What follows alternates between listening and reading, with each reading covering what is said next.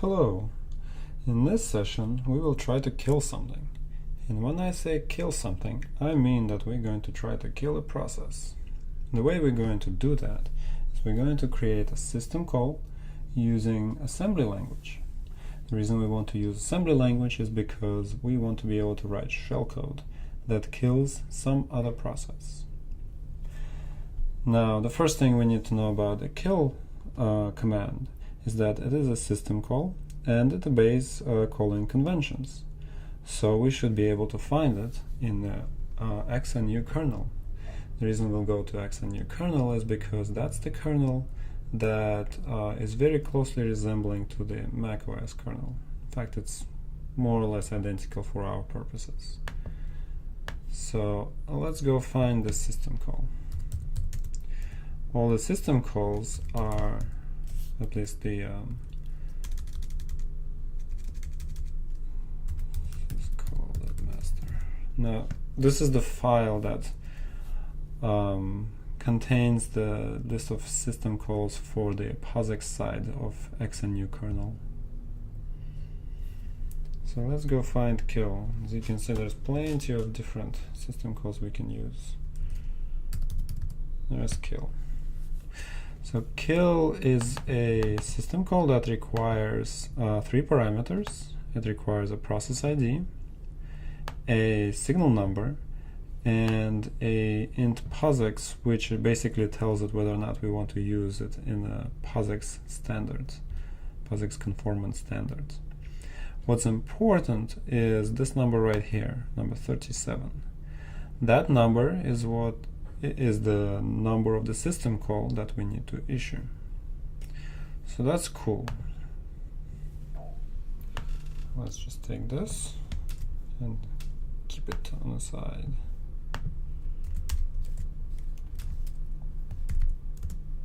Okay. So now we're going to try to issue a system call. What's the first thing that we need? First, we need to place the system call number into the first register, which is RAX. Then we need to place the process ID, which here we're going to try to kill this top process with process ID 43527. 3527. By convention, we're going to place that into RDI. Cool. Then we're going to place the signal number, which is 9, into the next register, which is RSI.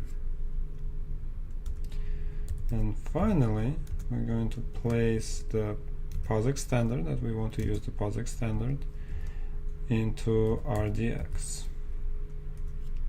And we issue the system call. So, whoops. So this isn't actually going to do anything for us. We need to compile it. We need to make sure it's in a binary format. So what we'll try to do is we'll try to call it within the C command, or rather within the C language. Say int main, because we want to wrap it up here. We'll say asm. So what asm does is it tells the compiler that we want these specific assembly instructions to be here. And it has to be in this funky format. So part of it is the AT&T format. And if you use IDA Pro, it'll take some time to get used to it, but it's not so bad. There we go.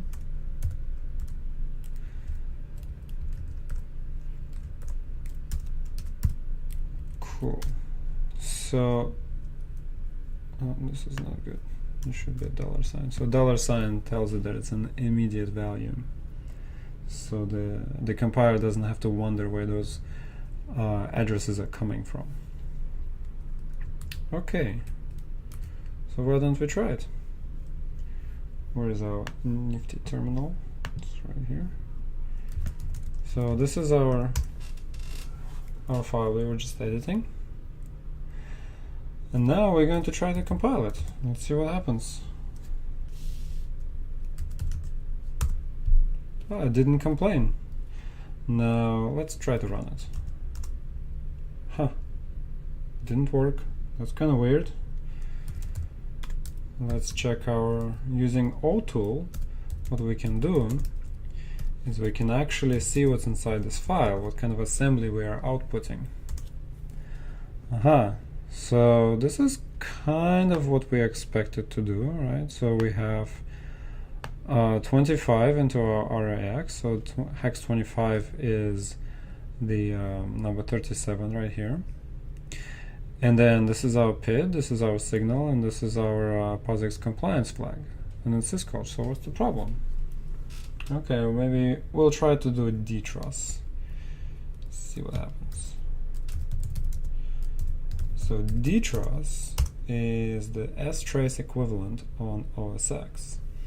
It's slightly different in the way things it outputs, but you know, it's close enough that we can read it and interpret it. Huh, we don't even see our system call here. I think I know what's going on.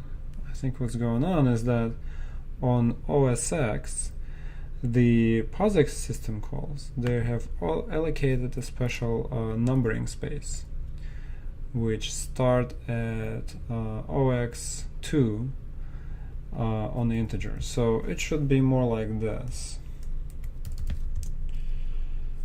0x02 to 25. So 25, this is the hex value of 37. So that should be it, because we know we have to use a special space. Alright, so let's try it again, shall we? Checking O-tool. Here we go, that's our expected number. And then if we run it, let's run it through dtruss. Oh, look at that. The kill was executed, everything was correct, and the process is gone. Happy times. Now, that's kind of cute, but what's the point? I mean, we're just really running assembly, compiling it, and GCC isn't really doing anything for us. So let's put GCC to work. What we want is we want to parameterize the process ID. How do we do that? Well, first of all, we create a PID. Let's say int, let's try running it again. Which one do we want? Right here. Int PID equals that number. That didn't work as well as I hoped, but that's okay. Just need to add a 7. Okay. So now that we've done that, what we need to do is actually tell our assembly on how to use the PID. And the way that we do that is we can specify special parameters. I'm not sure how you exactly call it, to the ASM directive. So the first parameter is things that we modify. And these are the things from that we modify within the assembly. Then we have things that we read. So this is what the assembly will read. Interestingly, that's where we also place our reference to PID, because our assembly will have to read that. So here's how we do that. All we're saying is that PID is a regular register that will be will have its values read from within this assembly. And the last one is things that get clobbered. So it's very similar to the things that we get modified, except that those things we are not preserving anymore. When I refer to things, it means registers. So this way the compiler knows that whatever registers are in here, it'll know to use them in a way that we expect them to be used. So for example, PID might be assigned a register, and we'll know what that register value is in these expressions. So let's place PID in there. So this is where our PID used to be. The way we specify it is we have to place a % and 0. So 0 corresponds to the index of the parameters here. And you'll see we'll have more parameters, and basically it'll start counting at 0 and progress incrementally until it reaches through all the parameters in this section. And we'll see how that works more. Now, okay, so let's try to compile that. Shouldn't be such a big problem, right? Okay. Oh, that's interesting. So what happens is that these new parameters have actually changed the requirements on what our assembly should look like. What we need to do is we need to place % signs to escape our previous % signs. And that is because % sign is used to pass in parameters like this one here, which is 0%. Okay, let's see if we can compile this now. Oh, that's interesting. Unknown use of instruction mnemonic without a size suffix. So what happens is that we're trying to move EAX to RDI, and it's complaining that it doesn't know what the size is. So what that means is that we have to tell it what the size is. We'll just say that move is a quad. Let's see if this works. Still complaining. No, I'm not entirely sure what's going on. Okay. So what we'll try to do instead, we will try to specify, or rather match the sizes. As you can see, it's trying to use EAX here, and the destination is RDI. So what we will do is we will change the type of PID and call it uint64t. So what this does is it changes the size of PID to be a 64-bit integer, and we have to include something for that to work. stdint.h. So that's where it is defined. Let's see if that works. Hopefully it does. If it doesn't, I'm not sure what's going on. Oh, cool, that works. Okay, so let's have a look at what's going on here.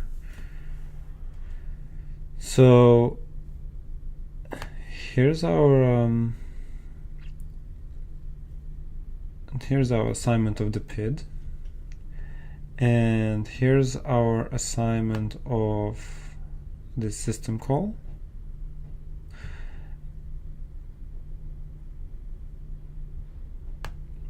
Here's our move of the PID, which was stored in RAX, as you can see here. So PID was moved to RAX, and then RAX was moved to RDI. But we see something that we don't really like. What happens is RAX changes on this line. Right? That's not really good, is it? How do we change that? So we do this. Well, let's try to run it. I mean, just to demonstrate what's going on.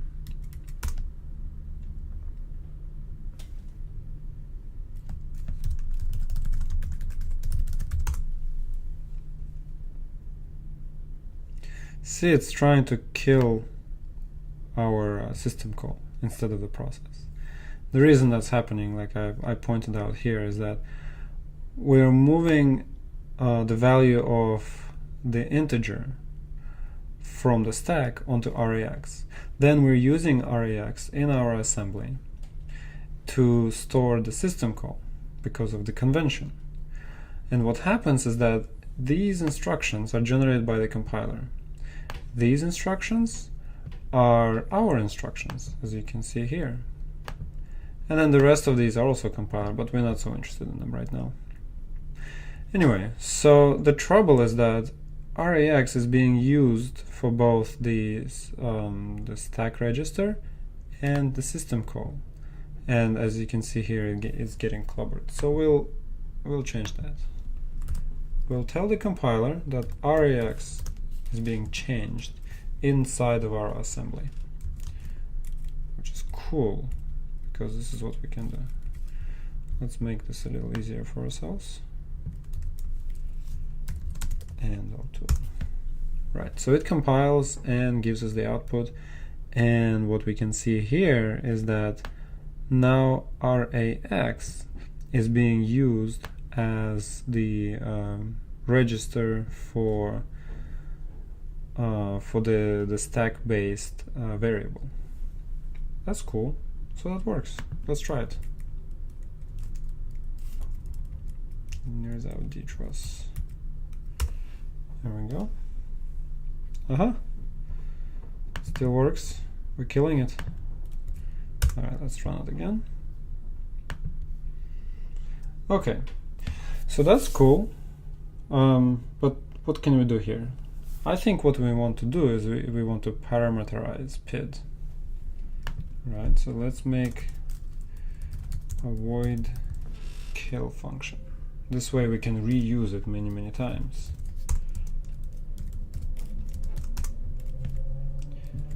We'll take this, copy it, place it here.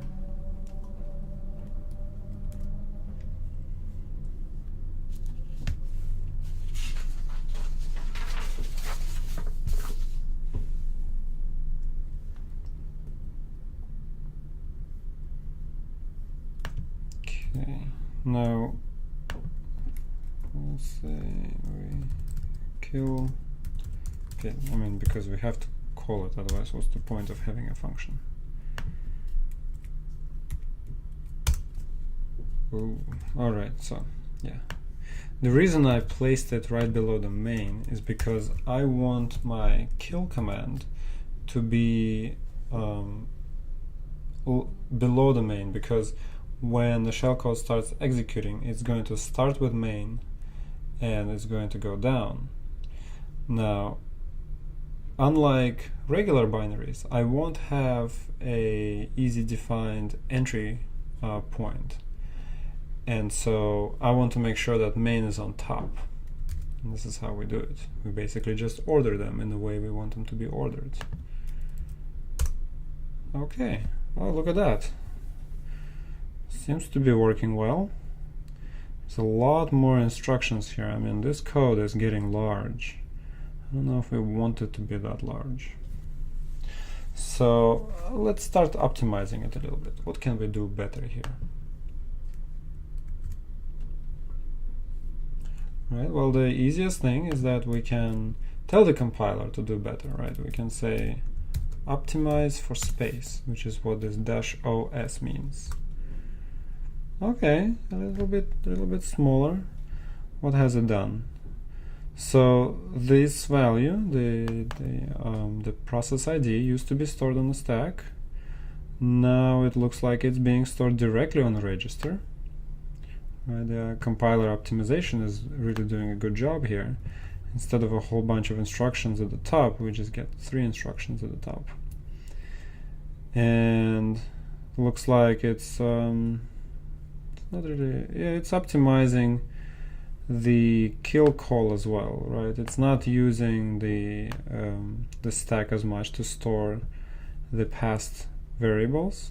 It just uses them directly, as you can see here. Right, we still have this move RDI, which is kind of wasteful, but you know, we'll deal with it later. Now the other thing we can do is we can tell the compiler that this function is only being used within this file, so that nothing externally can call it. See how much better. Oh, this is so much better.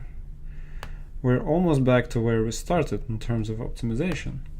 or in terms of how many instructions we have, right? So what it has done is it has actually inlined the call into main and eliminated the function itself. So here we see it was separate, and here it is no longer present because the compiler said, hey, what's the point of having it? We just put it in there and let it go.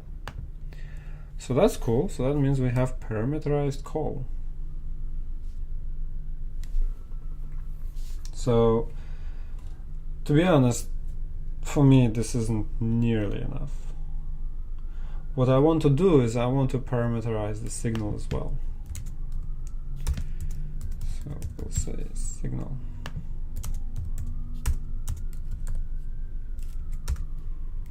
Okay, so we have to make sure our declaration matches the definition.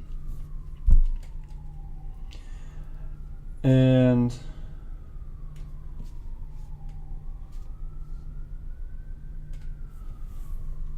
we have to change our call as well. So we'll say 1, it's our register signal. And we have to pass it in, of course. Please ignore the alarm calls, they will pass by. Okay. So now we have the variable being stored in ECX. It is being moved RCX into RDI and then RDX into RSI. So RDX is, let's see, here we go. This is our number 9 system call, or sorry, signal that is being passed. Now, what's interesting is that we actually are clubbering RDX again, as you can see here. What this means is that after the system call, when we get to this instruction, the value of our system call would have changed to be 1. Sorry, our signal would have changed to be 1. It's not so significant in this application, but what if we're using the signal for later as well? So what we'll do is we'll just add all the instructions we use for parameters into this list. So we have RDI, which is the first parameter, we have RSI, which is the second parameter, and RDX, which is the third parameter. Let's compile this. Ah, look, see the compiler is now using the R8D, and here we can see R8 for what appears to be the process ID, which is cool. That's where I like it to be. And so none of the registers are being clobbered right now, because we told the compiler not to do that.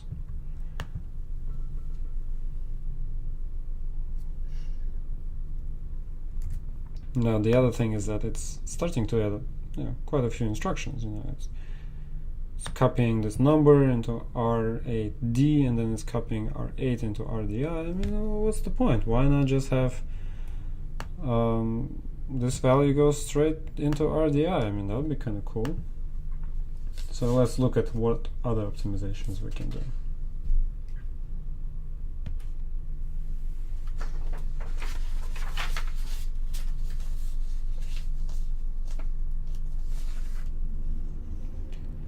Okay.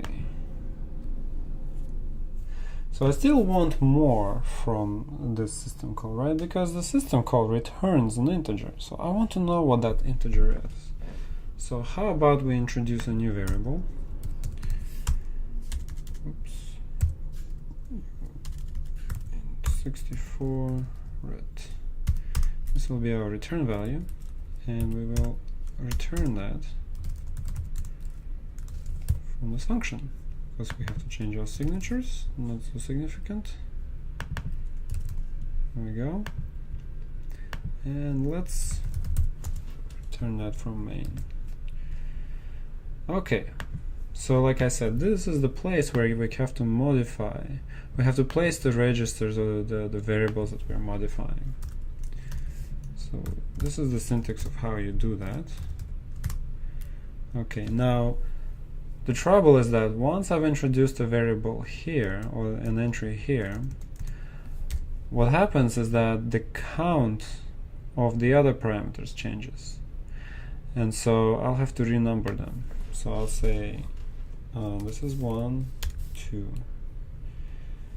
And our return is actually 0. And what I have to do with it is I have to retrieve the return value from RAX, because by calling convention, after the system call returns, it keeps the value of the result of the function in RAX. So we'll say move RAX into the variable that we're interested. Variable we're interested in, it should be 0, is this return value, or this return variable. It's on the stack. So what we will do is we will simply move it from RAX into %0, and the compiler will figure out how to link them together. Let's have a look at what's going on. Okay. So the system call happens. There is a move instruction that moves RAX into RCX. And RCX is then moved back to EAX and returned by our main. So essentially what we've done is we have called a system call which stored return value in RAX. We moved it into our ret variable. It got returned here, went into main, and then from main it was returned to wherever it came from before that. Right, so that's simple enough. I mean, you can see we have quite a few unnecessary instructions. I mean, this is really unnecessary. These are unnecessary. I mean, this is kind of necessary. What else are we going to do with it? Anyway, so let's think about this for a second.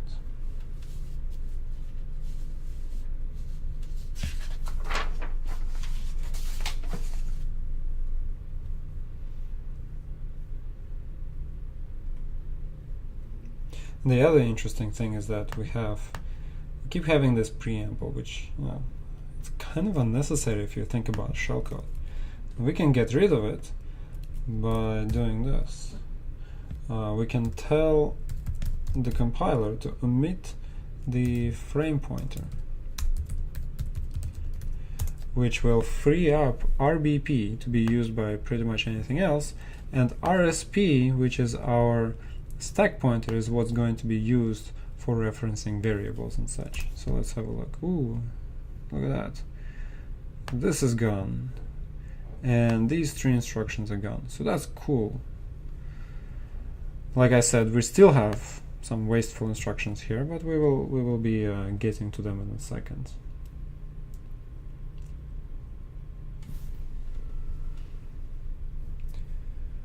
This is how we can get rid of them. So first, what we will do is we will tell our compiler that we want to store certain values in certain registers. How do we do that? Well, we can say register, we give it a type, and then a name of the variable, say underscore PID, and that will, we will tell which register we want it in. Now, the PID is the second parameter, which is stored in RDI before it is passed to the system call. So why don't we just keep it there? Say RDI equals PID. Now we can do the same thing for signal, and we want to store that in RSI.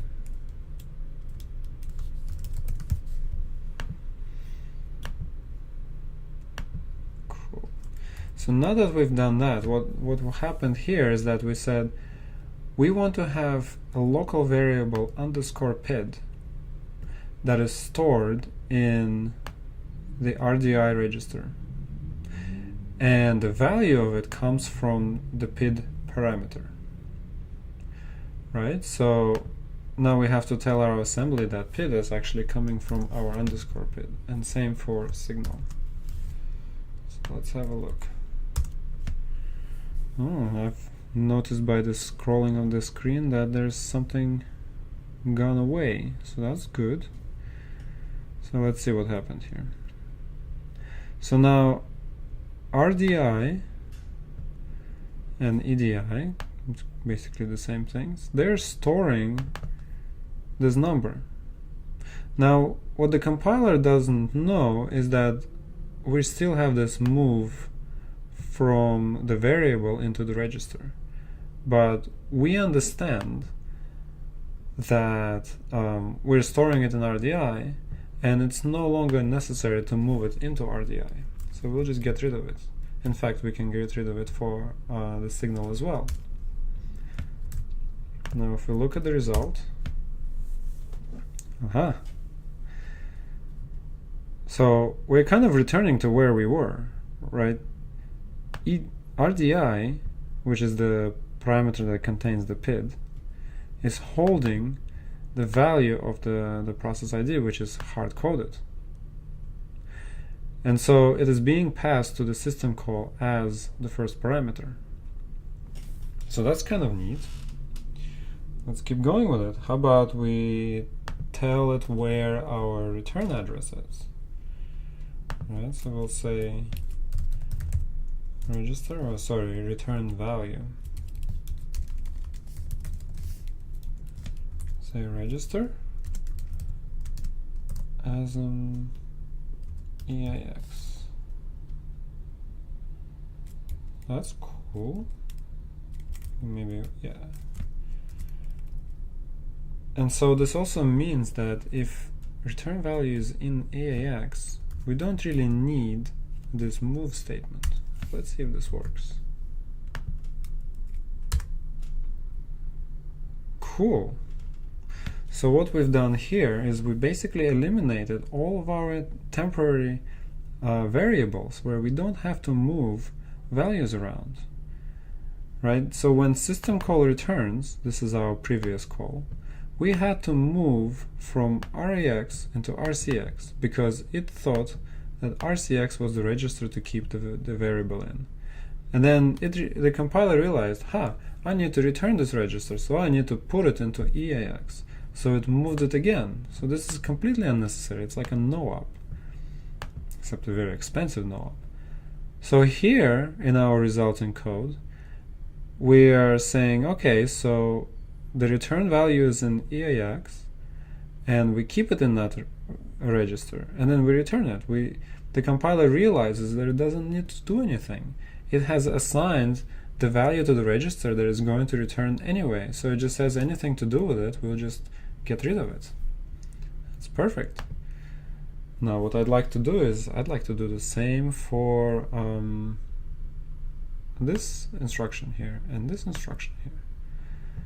This instruction here puts in the value of the system call number into RAX. But what I've noticed is that we're keeping the return value in RAX. But before the system call, we're still assigning that value here. So how about we take this value and we place it into the return value. We kind of hack it there. Now, the semantics don't make any sense, but functionality should be about the same. So we can get rid of this statement. And then register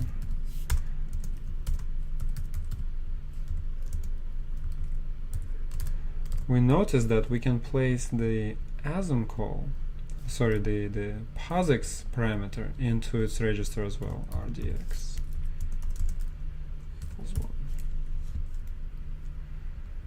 And so let's see, we will also need to tell, right, we can get rid of this, but what we will need to tell the compiler is that well, let's do that next step. Let's have a look at what's going on. A whole bunch of stuff is gone. more importantly, is that we lost our system call and we lost our POSIX parameter. On the other hand, we still have the two other parameters, which won't do us any good. So how do we get them back?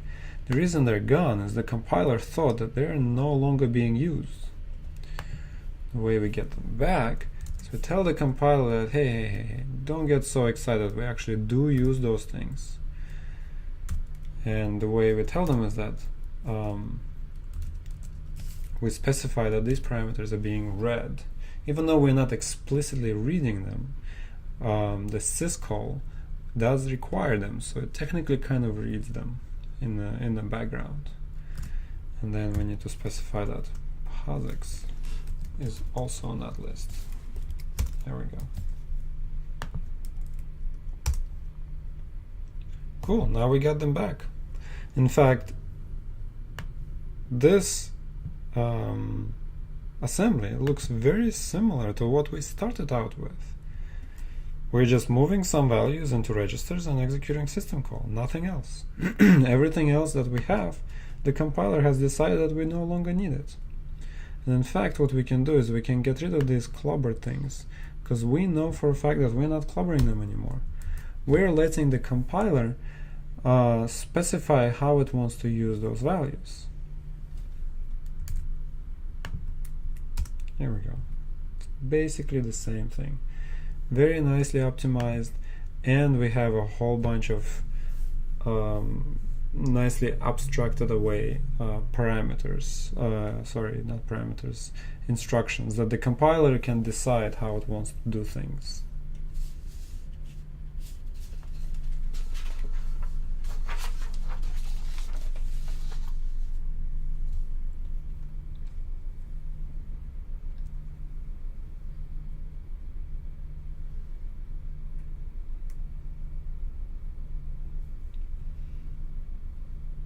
Now what I would like to do is I would like to make it a little more generic. I would like to actually create a general function that accepts parameters and makes a system call. How would we do that? It's actually quite simple. We'll take our, let's call it template. We'll change the name, syscall, give it new parameters, 6040, and that will be our sysnum. This will be arg1, arg2, and our system call will handle 3 parameters, arg3. Cool, so now we have to declare it up here. So compiler knows what's going on. And then what we have to do is just generalize it. Place the system call into the return address, which changes to be arg1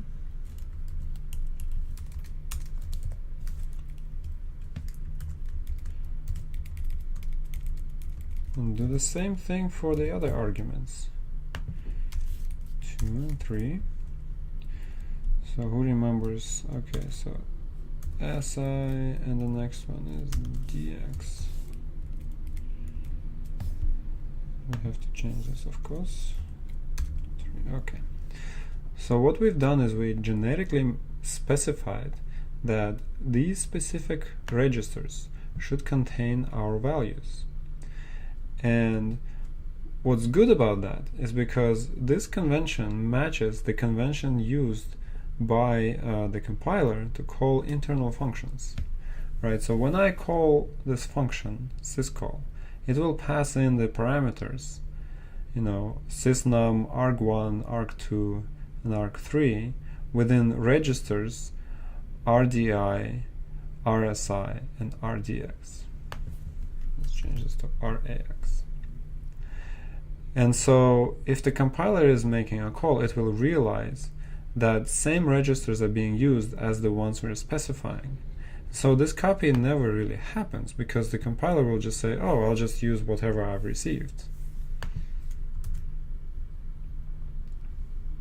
Let's look how this will work. So here we can just replace it with syscall to our syscall number, the PID, the signal, and POSIX. So I will predict that this should be about the same set of instructions as we have here. In fact, it should probably be exactly the same. Let's have a look. Oh, well, if it was correct. So we have arg1, arg2, do that here, doesn't matter, arg3. Okay, let's try this again. Oh, look at that, identical. This is where we were, and this is where we are now. Right? The reason it is identical because the compiler has figured out that basically all these calls are ultimately unnecessary when it gets down to the assembly level. But what we got for it is we got very well abstracted code where we can make any system call generically. And so if we want to make another system call, let's say, what kind of system call do you want to make? Well, we can make an exit system call, which is here. It is system call 1. So we can say int k equals, and then we can say static int exit, and we need a parameter. Uint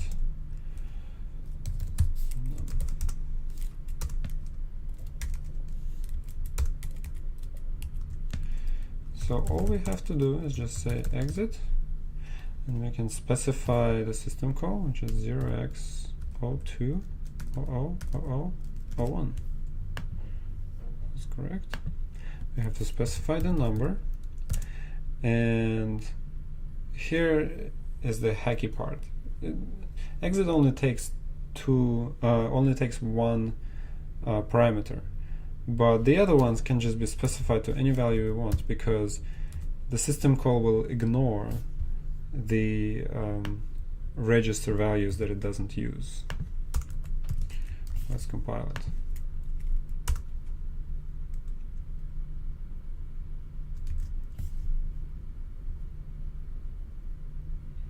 We specified too many. Oh, of course.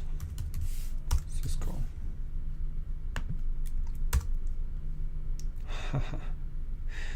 It decided that none of those things are necessary, and it optimized everything out. So what we will do, we will actually call exit with a K. Let's see if this means that it's not going to get optimized out. Still does.